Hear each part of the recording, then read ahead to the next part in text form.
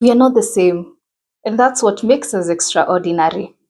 Have you ever wondered why some of us are good when it comes to solving math problems, while others are good in creative arts and interpersonal relationships?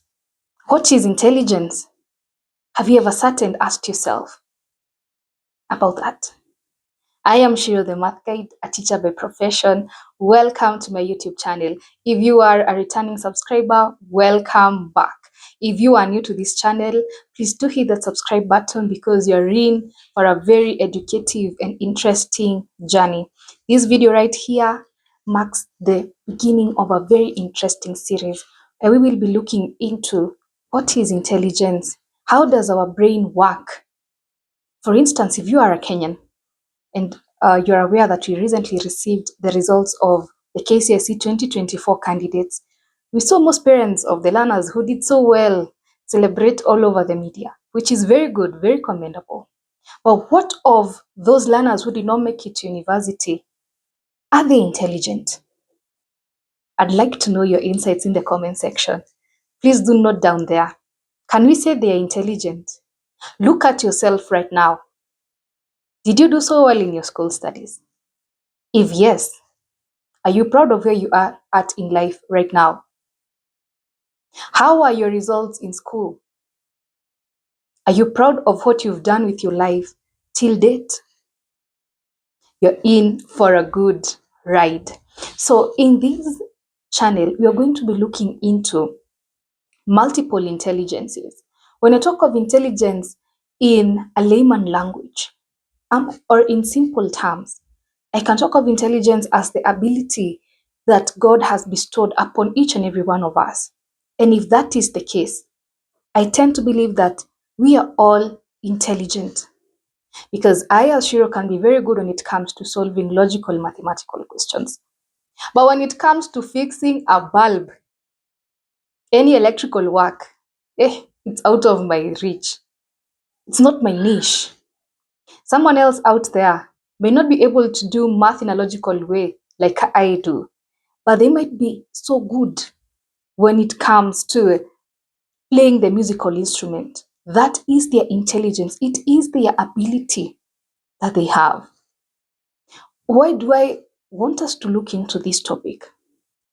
And I made it a series because I do believe it is something that will enlighten us to be able to know ourselves, to be able to know our strengths and our areas of improvement. We do not call them weaknesses. It is nice to be optimistic in life. So let us refer to them as our areas of improvement. If you are aware of your intelligence, if you're aware that I am good in this, but when it comes to this other thing, it is out of my reach. I cannot be able to handle that. Understanding yourself and appreciating yourself for your strengths and your abilities gives you a sense of self-awareness. You're able to know this is what I can be able to do, and this I cannot. If you're able to understand your intelligence, you can be able to have very high self-esteem. It boosts your courage. Because I am a verbal linguistic learner. I can be able to speak in front of a whole group of people in my school and give a speech, or rather, I can do public speaking when we go for music festivals. If you are a parent, you know that I am good when it comes to languages, linguistics. I can be able to facilitate a whole seminar and not feel goosebumps when people are looking at me. Eye contact is never a problem to me. It gives you a lot of courage. If you are an educator, a teacher like me, you're able to understand that these learners that I have in my class possess different intelligences.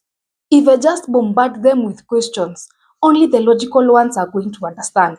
What about the musical ones? Why don't I introduce a song in between my lesson to incorporate that? Take an example. Assume you're teaching mathematics and you're talking of calculate the circumference of the circle. A logical learner will be able to know a circle. I just draw round. Distance around this diagram is what we refer to as circumference. But for another learner, you have to draw a tree, tie a goat to the tree, Explain that this goat is feeding around that tree. What shape is it going to form? A circle. So the distance this goat is covering to go around that tree is what you refer to as circumference. It doesn't mean that these learners, or rather, it doesn't mean that this learner who has, I have to explain with an analogy, is dumb. No. What it emphasizes is that his or her ability is different from the other. The logical learner is able to grasp content very fast. But the other one, you have to use an analogy, give an example. If you are a parent and you have more than one child, you have watched your children grow, and you have seen they hit their milestones at different points in life. Some of them are able to crawl very fast. In like an year or so, they are crawling, they are moving around. But others reach up to 2 years, they still cannot call you mom, dad. They are just developing at different points. Some of your children may be doing so well when it comes to their studies, but others are still lagging behind. This series of multiple intelligences will enlighten you. It will enable you to understand what is happening. How do I provide a conducive environment for all my children? If you are an educator, how do I provide a conducive environment for my learners when they are in school? If you are a learner, how do I maximize on my potential to be able to achieve the best in life? If you just completed your high school studies and you are looking forward to advancing your education, how do you select the career that best fits your intelligence? Because you have come across learners who have reached the university level and they selected courses they didn't even know about the courses. When they are middle into their coursework, that's when they realize, oh, this is not what I wanted. This is very hard for me. Now you start another very difficult conversation with your parents, trying to make them understand that you are unable to handle the tasks in your selected course and you'd wish to change your course. But if you pay attention and follow up this series up to the end, it will help you to be able to understand your intelligence. By the end of this series, it is my wish that each and every one of us will have identified their intelligence. Because by identifying that, you're going to maximize in your output as a human being. You're going to make the best out of this life that we are living. Let us embrace being different because that is the beauty of life.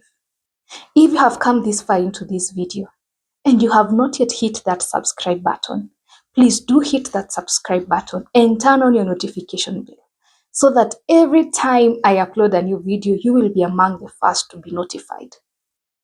Until next time, be kind, stay happy, spread love. Let's meet in the next episode.